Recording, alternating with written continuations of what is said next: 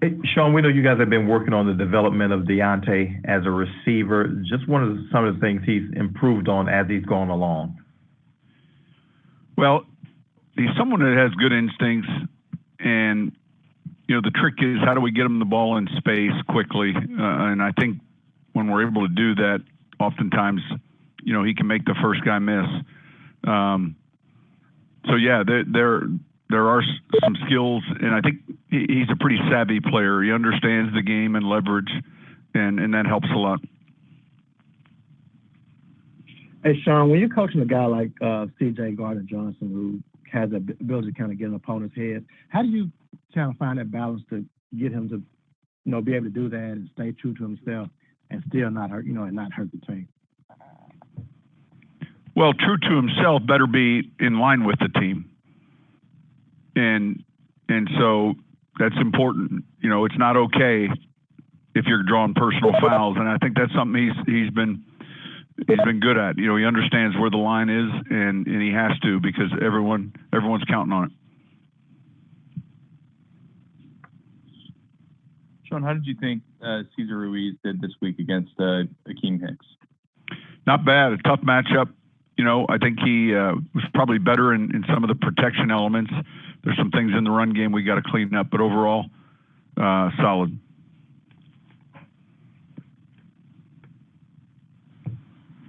Coach, how do you see the battle at linebacker going against David as well as Devin White?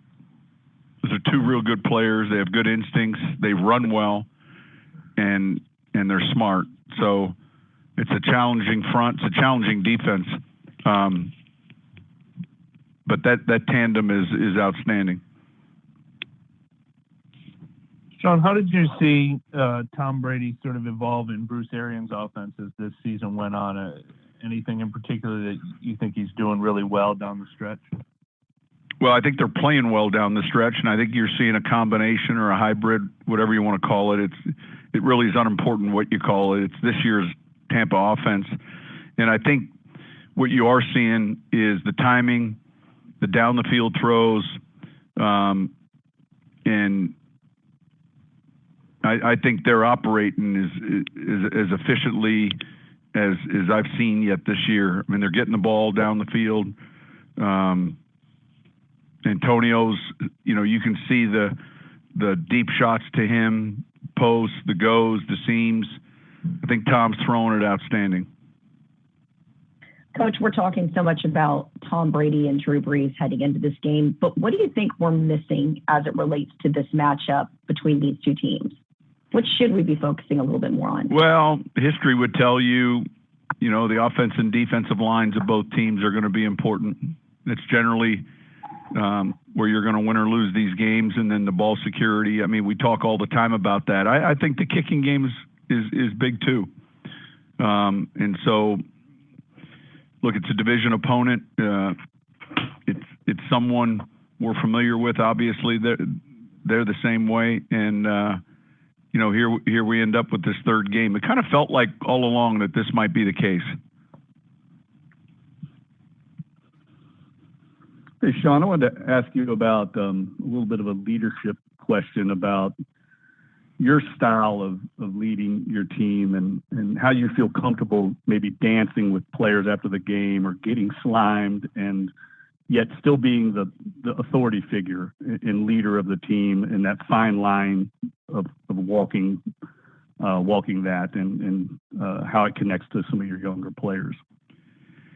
Yeah, look, I think, man, we're so much different now relative to coaching these players than we were in 06, 07, 08 in just how we present, how we teach. And I think there's an old adage, we adapt or we die, and I think that certainly falls on the teacher.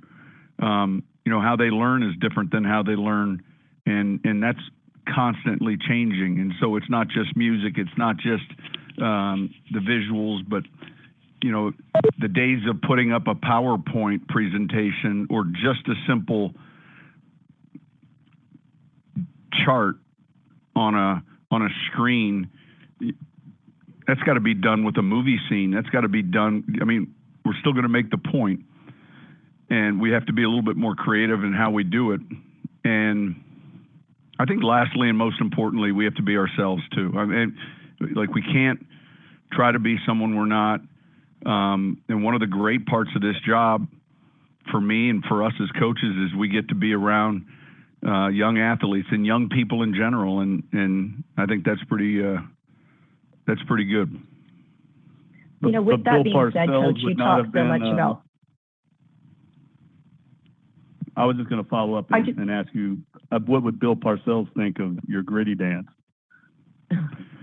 What would he think? Well, listen, I think he follows us and he recognizes where we're at. And I think Bill was a pretty good dancer back in the day.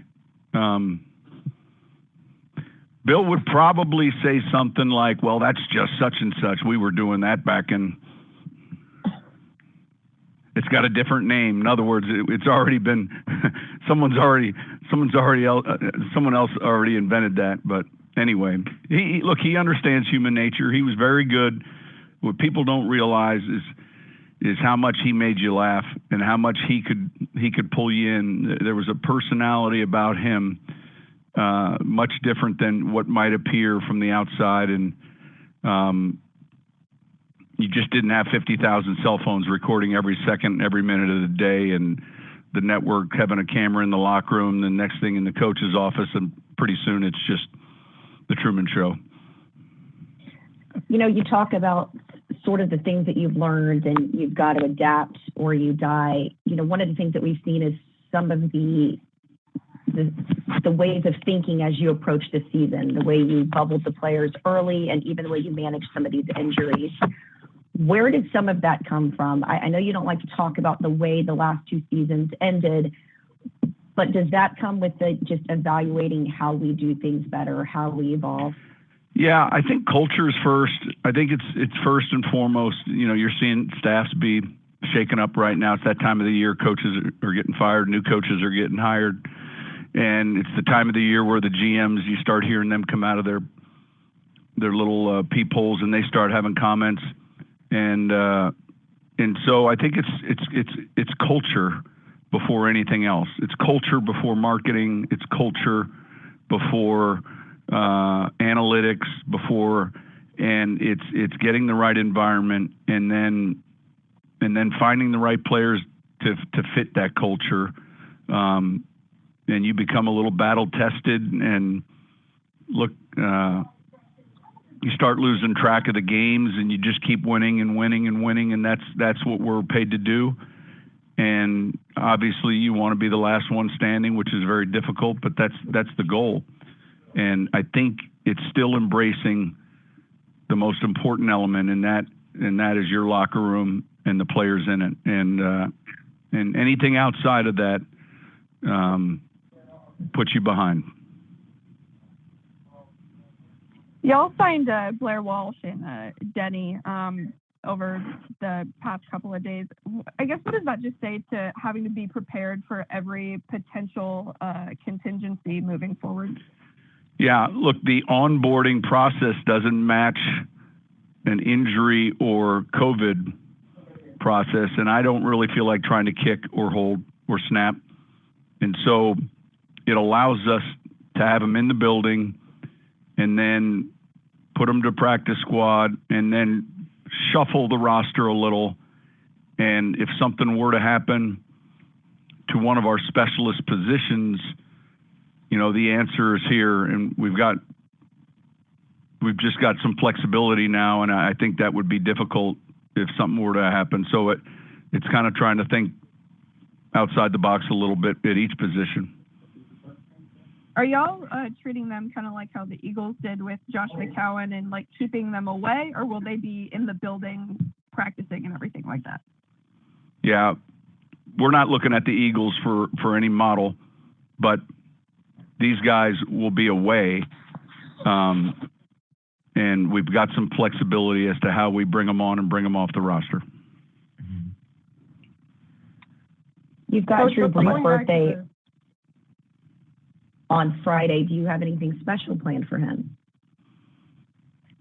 Oh, just a good red zone plan, short yardage and goal line. I mean, honestly, one of the tough things about this job is it's not very, number one, it's not very Christmas friendly, you know, because it just falls in season and there's pressure and the timing doesn't always work out. And there's a game that's going to happen that week. This year, it worked out pretty interesting that we played on Christmas Day, but you manage Thanksgiving, you know, at least that's going to be on a Thursday. And so, you know, a quick attaboy, a quick shout out, and then here we go. Here's your red zone in your goal line section. And I think that's probably how he would want it too. Sean, when you're looking at a situation like bringing in, you know, the kicker and long snapper, is it more of a determination of, you know, which position might be decimated if something were to happen, or, you know? Well, I got a punter in the building, right? I got a punter in the building. I don't have another long snapper in the building. Now, I have another long snapper on game day, but another long snapper that I can access should something happen. And then I don't have another kicker, but I have one now. And so it's just kind of having like, all right, where are we going if all of the running backs have COVID or have close contacts? Well, fortunately, Ty is over with the receivers, and that's who we're going to use. So it's really just that. We have a punter in the building as a plan B, and now we have a long snapper and a kicker. When you mentioned the line play earlier, how do you think the Saints defensive line affected the previous two matchups? And what do you kind of... Well, did you watch the second game? Yes. How did you think they affected that matchup? I mean, I thought it was significant. The quarterback that has, you know, 1,001, 1,002, 1,003 versus the quarterback that has just, you know, 1,001, 1,002, or depending on where you're from. I mean, that the time and the clock in their heads is so important for both of those players and any good quarterback that trying to disrupt that position is going to be important. I think it's going to be very important in this game. Did it seem to you, it almost seemed like they made game kind of forced Bruce to reconsider protection plans and that they kind of evolved over the second half of the season since then? Did you notice that? Yeah, I don't know. It sounds nice. I don't. I mean, when you look at the film, they're getting the ball down the field, and I can't say that. I mean, look, they're in 6-man protections, they're in 5-man protections, they're in their play action heavy. I don't, you know, it's just finding a way with your coverage in front to slow the decision down, you know, for these guys, and to hurry up the pass rush.